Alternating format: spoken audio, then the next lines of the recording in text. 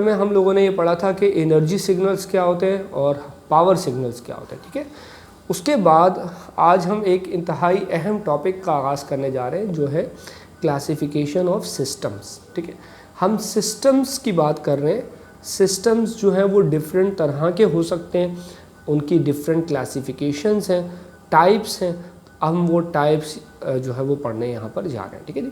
तो ये बेटा याद रखें कि कोई भी सिस्टम अगर है जिसको हम लोग ऑब्ज़र्व कर रहे हैं तो वो सिस्टम या तो स्टैटिक हो सकता है, स्टैटिक को मेमोरी लेस भी कहते हैं, या फिर वो डायनेमिक हो सकता है जिसे हम विद मेमोरी कहते हैं, ठीक है। स्टैटिक सिस्टम हो सकता है या फिर डायनेमिक सिस्टम हो सकता है, ठीक है। स्टैटिक का मतलब है मेमोरी लेस, इसमें कोई मेमोरी नहीं है, और डायनेमिक का मतलब है विद मेमोरी, ठीक है। अब इसको मैथमेटिकली हम किस तरह डिफाइन करते हैं। फॉर एग्ज़ाम्पल अगर मैं आपसे कहूँ कि ये एक सिस्टम है और इस सिस्टम को हमने एक इनपुट दिया x ऑफ n, ठीक है, और एक आउटपुट लिया y ऑफ n। अब ये जो y ऑफ n है ये आउटपुट है और ये किसी तरह इस इनपुट पे डिपेंड कर रहा होगा। फॉर एग्ज़ाम्पल ये जो y n है, अगर मैं आपसे कहूँ कि ये y n बराबर है twice of x of n, तो इसका मतलब ये हुआ कि y n इनपुट पे डिपेंड कर रहा है। ये x ऑफ n क्या चीज़ है? इनपुट है, लेकिन इनपुट की प्रेजेंट वैल्यू है, क्योंकि यहाँ भी n आ रहा है, यहाँ भी n आ रहा है। n का मतलब है टाइम, ठीक है। तो ये प्रेजेंट टाइम, ये भी प्रेजेंट टाइम।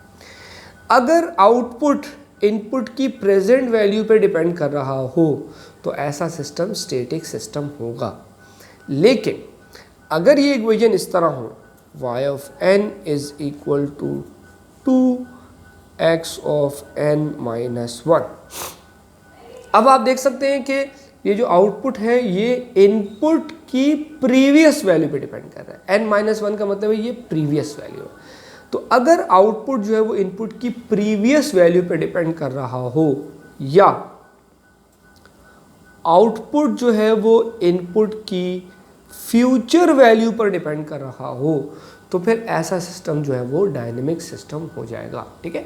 तो स्टैटिक सिस्टम को मैथमेटिकली हम इस तरह डिफाइन कर सकते हैं कि अगर हमारे सामने एक सिस्टम की इक्वेशन लिखी हुई है, डिफरेंस इक्वेशन लिखी हुई है, उसका आउटपुट और इनपुट दोनों उसमें आ रहे हैं, तो अगर आउटपुट जो है वो इनपुट की प्रेजेंट वैल्यू पे डिपेंड कर रही हो, प्रेजेंट का मतलब है x ऑफ n हो, ठीक है, तो फिर वो सिस्टम स्टैटिक होगा या मेमोरी लेस होगा। और अगर y ऑफ n इनपुट की पास्ट वैल्यू पे डिपेंड कर रही हो, n माइनस 1 का मतलब है पास्ट वैल्यू, या फ्यूचर वैल्यू n प्लस 1 पे डिपेंड कर रही हो, तो फिर ऐसी सूरत में जो सिस्टम होगा वो डायनेमिक सिस्टम हो जाएगा, ठीक है।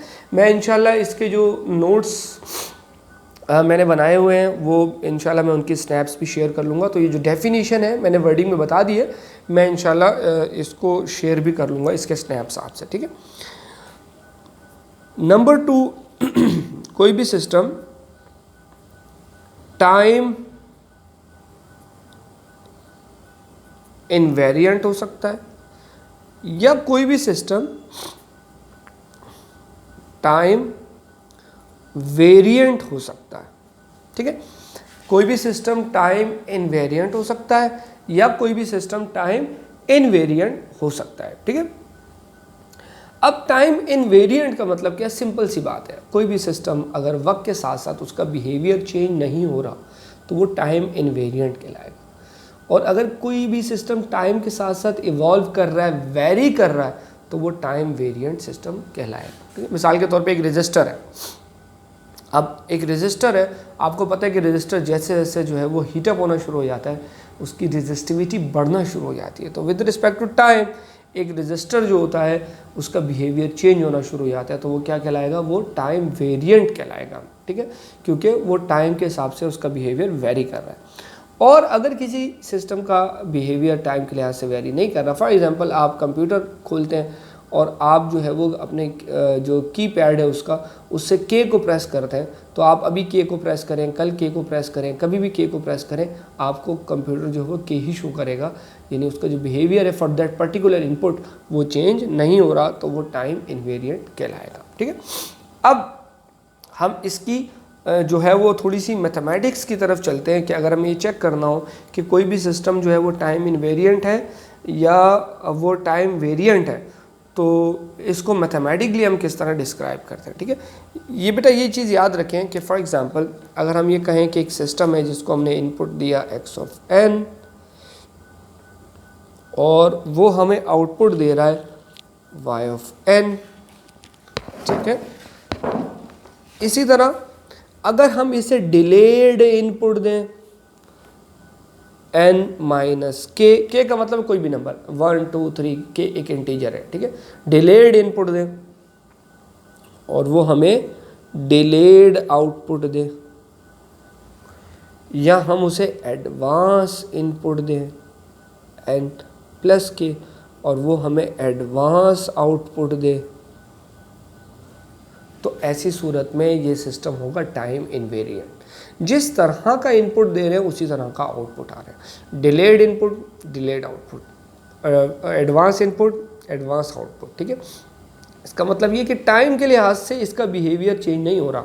देखिए हमने n टाइम है ना, हमने टाइम को चेंज किया, प्रीवियस टाइम लिया तो प्रीवियस टाइम के हिसाब से ही आउटपुट आ रहा है।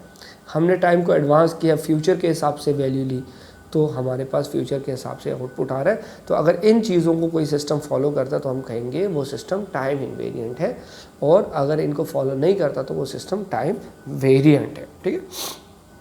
अब ये बेटा याद रखें कि आपको कोई भी सिस्टम दिया जा सकता है और आपसे पूछा जा सकता है कि ये सिस्टम टाइम इनवेरिएंट है या टाइम इनवेरिएंट नहीं है, ठीक है।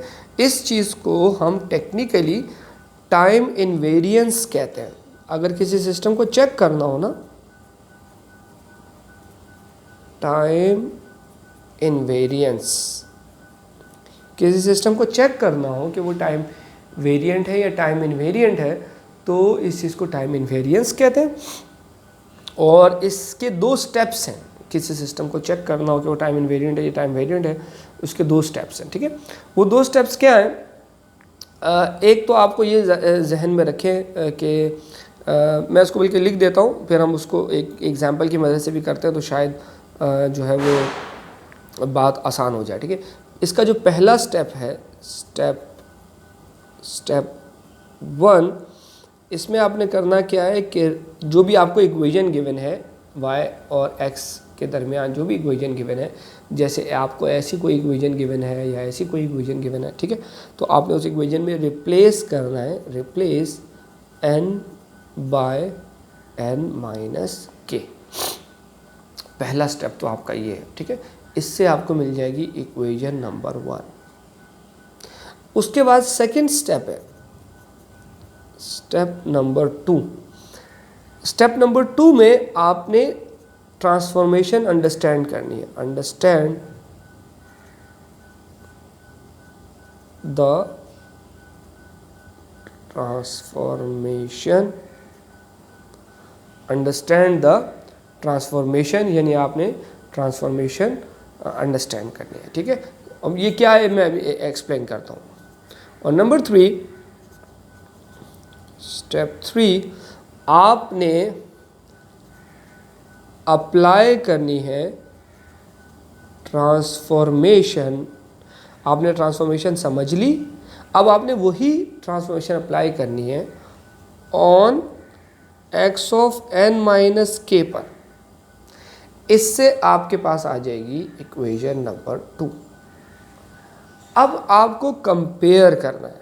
चौथा स्टेप है कंपेयर इक्वेशन 1 एंड इक्वेशन 2, ठीक है। दोनों इक्वेशंस अगर बराबर हो जाएंगी तो हम कहेंगे कि सिस्टम जो है वो टाइम इनवेरिएंट है, और अगर बराबर नहीं होंगी तो हम कहेंगे सिस्टम जो है वो टाइम वेरिएंट है, ठीक है। मैं इसको एक्सप्लिसिटली लिख देता हूँ।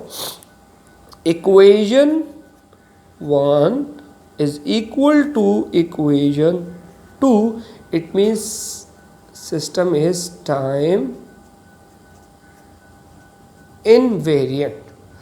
And if equation 1 is not equal to equation 2, then system is time variant, right?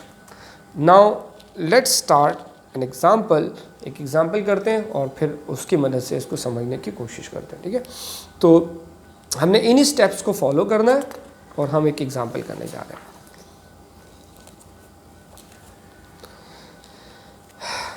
हम जो एग्जाम्पल अभी स्टार्ट करने जा रहे हैं ये बुक की ही एग्जाम्पल है, 2.2.4, ठीक है। और इस एग्जाम्पल में मैं इसकी स्नैप भी शेयर कर लूँगा आपसे। y of n is equals to x of n minus x of n minus 1, ठीक है। ये हमें एक इक्वेशन गिवन है और हमसे कहा जा रहा है कि बताइए कि ये सिस्टम टाइम वेरिएंट है या टाइम इनवेरिएंट है, यानी हमें इसकी टाइम इनवेरिएंस चेक करनी है। हमें ये बताना है कि ये सिस्टम टाइम इनवेरिएंट है या टाइम वेरिएंट है, ठीक है। टाइम इनवेरिएंस इसकी चेक करनी है, राइट। तो मैंने अभी आपको कुछ स्टेप्स बताए, उसमें पहला स्टेप नंबर 1 वो क्या था, मैंने आपको बताया कि you have to replace n by n minus k। जो इक्वेशन आपको गिवन है उस इक्वेशन में आपने n को रिप्लेस करना है किससे, n माइनस k से। तो आपने सीधा सीधा जहाँ जहाँ n आ रहा है वहाँ n माइनस k लिखते जाना है, ठीक है। तो अगर हम यहाँ देखें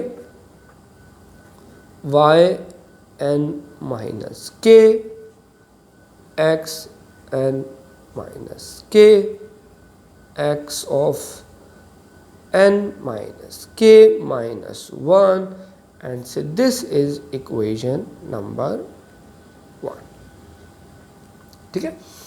अब हमारे पास इक्वेशन नंबर 1 आ गई, जहाँ जहाँ n आ रहा था हमने simple n minus k substitute कर दिया। नंबर 2, अब मैंने आपको बताया था कि आपने अंडरस्टैंड करनी है ट्रांसफॉर्मेशन, अंडरस्टैंड द ट्रांसफॉर्मेशन, ठीक है। अंडरस्टैंड द ट्रांसफॉर्मेशन, अब इसका मतलब क्या है, ये बड़ा इंपॉर्टेंट स्टेप है। मैं अगर एक सिस्टम आपको दूं जिसमें एक तरफ से इनपुट हो और दूसरी तरफ से आउटपुट मिल रहा हो, तो बेटा ये याद रखें कि इनपुट हमेशा x ऑफ n होता है, ठीक है। x ऑफ n ये हमारा हमेशा इनपुट है, ठीक। ये सिस्टम कोई उस पर ऑपरेशन परफॉर्म करेगा और ये जो इनपुट है ये कुछ चेंज होकर हमें आउटपुट की शक्ल में मिल जाएगा, ठीक है। इस आउटपुट को हम कह रहे हैं y ऑफ n।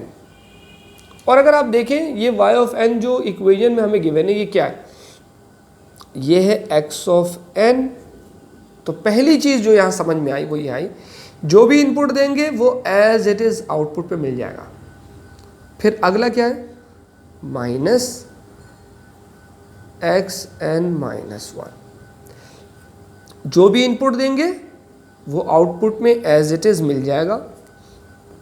पहली चीज़ तो ये याद रखनी है, इसको देख के नज़र आ रहा है हमें कि जो भी इनपुट दिया वो एज इट इज़ यहाँ आ रहा है। एक तो ये ट्रांसफॉर्मेशन हमने समझ ली, जो भी देंगे वो यहाँ एज इट इज़ आएगा, ठीक है। और दूसरा, जो भी देंगे उसमें एक डिले आएगा, n है, n माइनस 1 है, और वो डिलेड वैल्यू माइनस होगी। ये दूसरी ट्रांसफॉर्मेशन है। इसका मतलब हमारा सिस्टम क्या कर रहा है, हम सिस्टम को इनपुट पर x ऑफ n दे रहे हैं, हमारा सिस्टम एज इट इज़ वही इनपुट हमें एज इट इज़ आउटपुट में दे रहा है, और उसके साथ साथ उसी इनपुट का एक डिले वर्जन भी हमें दे रहा है माइनस करके। तो हमारा सिस्टम जो भी हम यहाँ देंगे उस चीज़ को यहाँ दे देगा एज इट इज़, और फिर उसका एक डिलेड वर्जन यहाँ देगा माइनस के साथ, ठीक है। तो हमें ट्रांसफॉर्मेशन हमें समझ में आ गई कि हमारा सिस्टम कर क्या रहा है, जो भी इनपुट है एज इट इज़ आउटपुट में दे रहा है और उसका एक डिलेड वर्जन हमें यहाँ पर आउटपुट में दे रहा है, ठीक है। तीसरा स्टेप, मैंने आपसे कहा था कि तीसरे स्टेप में हमें क्या करना है, apply transformation apply transformation for input x n minus k. ठीक है, यानी अब इस सिस्टम को हमें इनपुट में क्या देना है, एक्स एन माइनस के देना है। सही है, बल्कि मैं क्योंकि हम पहली एग्जांपल कर रहे हैं, मैं आपके अंडरस्टैंडिंग के लिए इसको थोड़ा स्टेप्स में कर लेता हूँ कि देखो ये वही सिस्टम है और अब इस सिस्टम का जो इनपुट है वो हम चेंज करने जा रहे हैं, एक्स एन माइनस के करने जा रहे हैं। ठीक है, वही ट्रांसफॉर्मेशन अप्लाई करनी है। आउटपुट जो आएगा, अब देखो n माइनस के है तो यहाँ जो आउटपुट आएगा ये भी होगा n माइनस के। अच्छा ये याद रखें बेटा, n माइनस के हम पहले भी यूज़ कर चुके हैं, तो फ़र्क करने के लिए हम इसको कर देते हैं n कॉमा के। सही, फ़र्क करने के लिए, उसमें और इसमें फ़र्क करने के लिए इसको हम n कॉमा के कह रहे हैं। ठीक है, इज इक्वल टू, अब देखो मैंने आपको क्या बताया था, जो भी इनपुट देंगे वो एज इट इज़ आउटपुट पे मिल जाएगा, जो भी इनपुट देंगे वो एज इट इज़ आउटपुट पे मिल जाएगा। इसका मतलब यहाँ मिलेगा एक्स एन माइनस के, जो भी इनपुट देंगे वो एज इट इज़ आउटपुट में मिल जाएगा। ये हमारी पहली ट्रांसफॉर्मेशन थी। ठीक है, ट्रांसफॉर्मेशन का एक हिस्सा था। और फिर जो भी इनपुट दे रहे हैं उसका एक डिले हमें मिल रहा था, 1 माइनस हो रहा था n से। जो भी इनपुट देंगे उसका एक डिले हमें यहाँ मिलेगा और जो कि माइनस हो रहा होगा, माइनस एक्स एन माइनस के। देखो n माइनस के और 1 माइनस हो जाएगा। ये हमारी सेकेंड ट्रांसफॉर्मेशन है। ठीक है, तो और इनफैक्ट ये हमारी सेकेंड इक्वेशन बन गई। ठीक है, तो इस इक्वेशन को मैं लिख रहा हूँ y of n comma K is equals to x of n minus K minus x of n minus K minus 1 and say this is equation number 2। ठीक, अब इक्वेशन नंबर 1 और इक्वेशन नंबर 2 को हमें कंपेयर करना है इन 4 step. Step number 4 में हमें comparison करनी है, compare equation number 1 and equation number 2। ठीक है, सो अगर हम कंपैरिजन करें तो आप देखिए y n माइनस के x n minus K minus 1 और y n कॉमा के एक्स एन माइनस के, ये दोनों सेम है। ठीक है, और फिर इसको देखें तो ये दोनों भी सेम है। इसका मतलब ये हुआ कि y n minus k is equal to y n comma k. It means that ये दोनों क्योंकि इक्वल आ गए, it means that our system is time invariant। ठीक है जी, तो हमारा जो सिस्टम है वो हमारा सिस्टम टाइम इनवेरिएंट है।